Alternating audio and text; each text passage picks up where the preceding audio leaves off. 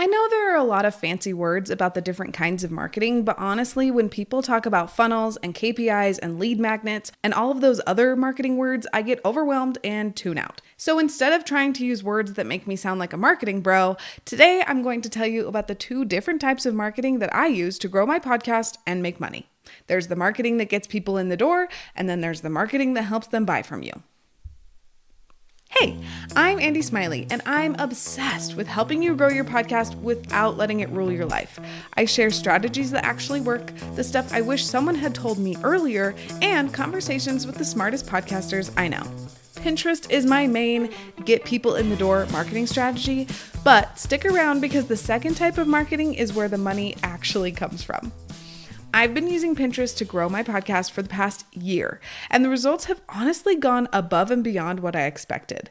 In the past year, my podcast has grown by 74%, and I've gained more than 200 email subscribers. But here's the part that still kind of blows my mind. I deleted Instagram off of my phone. It was taking a toll on my mental health and honestly just kind of not worth it for me anymore. And even though I deleted Instagram off of my phone, I haven't seen any sort of drop in my downloads. That is the beauty of Pinterest. I've been able to grow my show without having to quote unquote show up every day.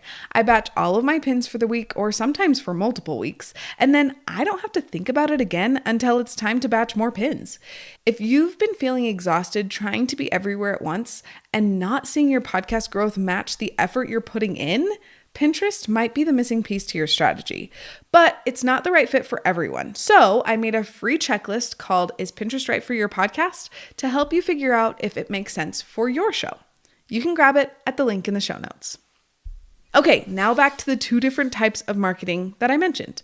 Pinterest sits firmly in the marketing that gets people in the door camp.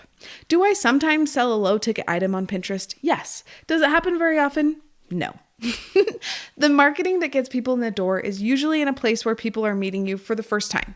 My favorite forms of this type of marketing are Pinterest, podcast guesting, Threads, which is like Instagram's version of Twitter, and I'll throw SEO in there too. I like using these as my quote unquote get people in the door marketing because they take me 1, maybe 2 hours a week to do, and they work really well for my audience.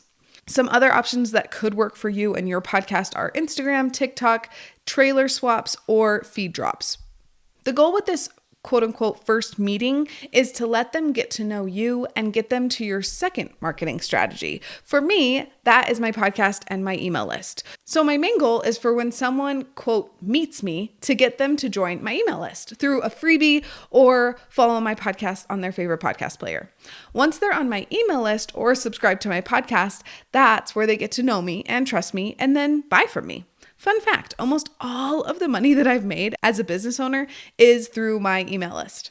A lot of people worry that emailing too much will annoy their list, and I was definitely one of those people until I realized that people spend maybe 5 minutes of their week reading my emails. So they probably aren't sick of me. So I currently send out 2 emails a week. And even though I was super nervous when I decided to increase it from 1 to 2, people didn't seem to really care. There wasn't a mass unsubscribing exodus from my list. While I do sell on my podcast, I've noticed that my podcast is a bit less of a marketing strategy and more of a place where I'm able to serve my people, which I guess marketing bros would call warming up your audience, but that sounds gross. So I'll never be saying that again. I've noticed that my podcast is where future clients, past clients, and current clients can hang out and learn with me while we all figure out our podcasting journeys together. I haven't really touched on Instagram in this episode because I already did an entire episode about how Instagram doesn't really work for me and what I use instead. I'll link that episode in the show notes. So if you take nothing else from this episode, please think about looking at your marketing to make sure you have at least one way for people to get in the door and one way to help them buy your stuff. It's so much easier to grow your show and make money when you have both types of marketing. If you too hate marketing jargon, would you please share this episode with your podcasting friend who also hates the phrase top of funnel? I'd love to help her market her podcast and business in a way that feels normal and not like a sales bro. Next week, I'll be talking about what I've learned from taking Pinterest seriously for the past year. I've got some fun stats and lots of insights into using Pinterest as my main get people in the door marketing tool.